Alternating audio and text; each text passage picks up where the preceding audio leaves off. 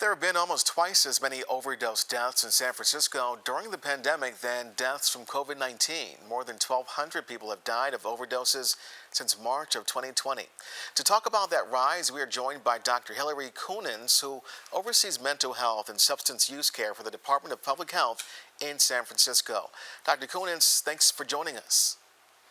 You moved to San Francisco this past March. Why do you think overdoses have risen in San Francisco during the pandemic?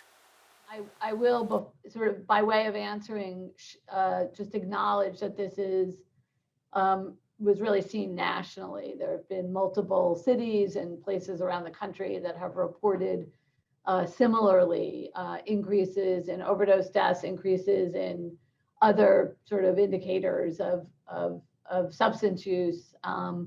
And I think it's always hard to know exactly why, and what I think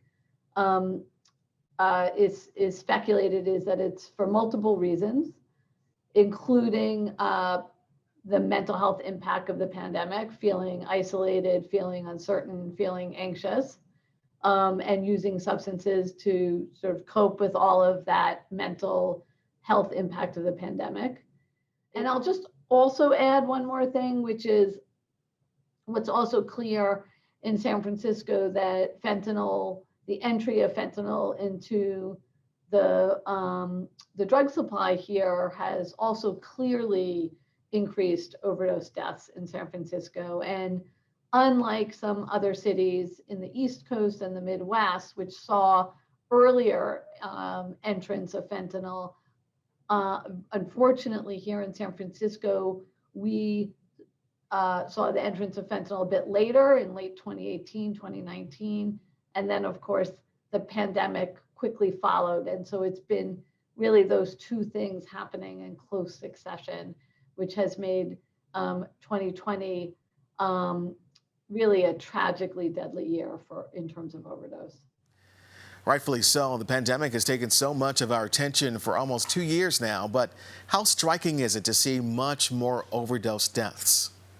So far, there have been more than 600 overdose deaths, and we believe that in 2021 there may be some fewer overdose deaths than in 2020, but they are not nonetheless at extraordinarily high numbers and rates. And it strikes many people. And for someone like myself, I'm an addiction medicine physician. I've been working on the overdose problem in New York and now here for a number of years. And certainly this is for us and for me and for the city of real primary concern and interest. And I think the Tenderloin announcement reflects that. The Tenderloin saw more than or nearly a quarter of overdose deaths in the city in 2020, and again in 2021 between the Tenderloin and the South of Market neighborhood. We're on pace to have slightly fewer overdoses in the city this year compared to last year. Why do you think that is? Are there any strategies the city's using? So while there may well be a few fewer, I do want to really emphasize that these are still at epidemic proportions. And as you know, these overdose deaths, we believe, are preventable. They are tragic loss of life, often in people's prime of their life.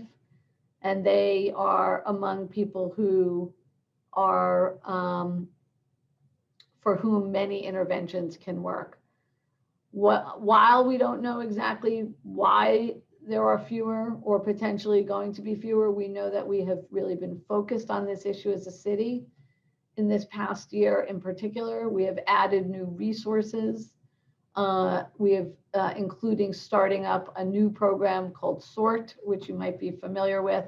This is the Street Opioid Response Team, in which community paramedics, along with members of the Department of Public Health street medicine team, respond to overdoses that are not fatal and offer an intervention or a package of interventions to these folks including referral into care, including naloxone, including connections to care for mental health or for housing, and then offer follow-up to these folks to continue to work with them to reduce their risk, increase their safety. Those teams launched in August.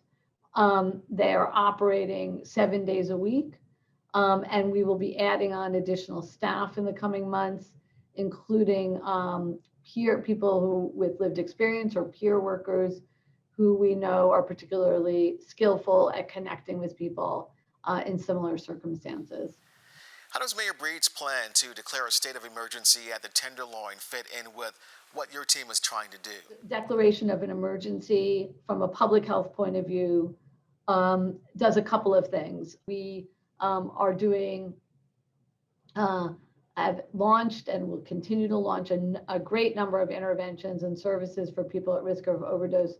The declaration of emergency allows for easier coordination of services, ramping up services that we know work, and our ability to try new things as we see how our different interventions work as a city, and to be able to change course as we need.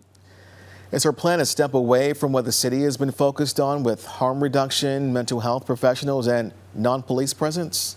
So the part of the strategy that we are responsible for on the public health side is to create spaces that people would like to be, and spaces that people can seek the kind of help that will reduce their risk of overdose. So I think and that is really our public health focus, and I think the focus of the declaration of emergency that Mayor Breed offered today. I think her words about creating dignity and continuing to offer compassion for people who are experiencing addiction or mental health concerns really, for us, is the focus as the public health agency. And it's clear that the administration is by this declaration is supporting that.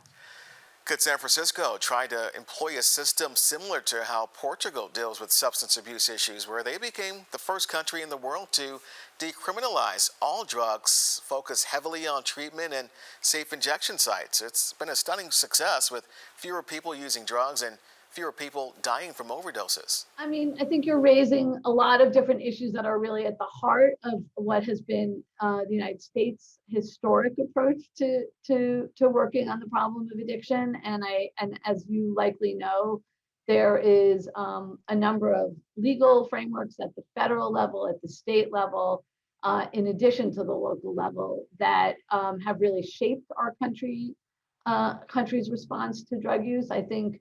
And those are some of the parameters that we continue as a city to exist in.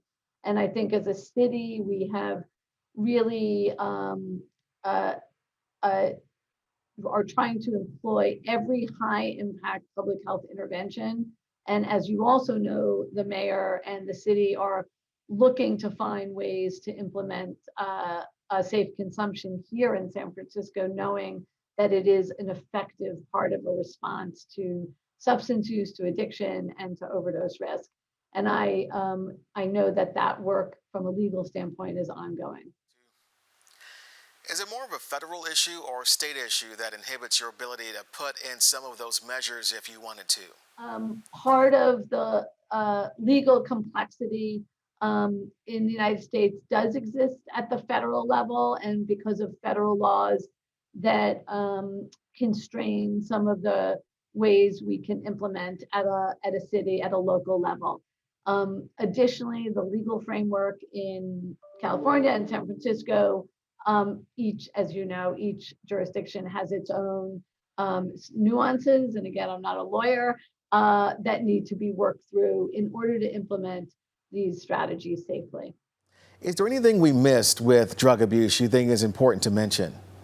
I think I want to convey the extent to which in public health we believe this is a reversible epidemic, and that we need to lead using science-based strategies such as the ones we've discussed. And also to remind, I guess, listeners that folks who are losing people they love and people are dying, and we can help save lives. We need, addiction is often stigmatized. People have a lot of shame. People lose their dignity because of that shame. And part of supporting people getting better is offering them the kind of care that can save lives and offering them dignity and respect. And I think some of that can be lost in all of the discussions about which treatment and when and what services and when. And underlying this, and this is me speaking as a physician, is a person whose life we can save and who has a hope for recovery, and we want to do everything we can do to help them get there.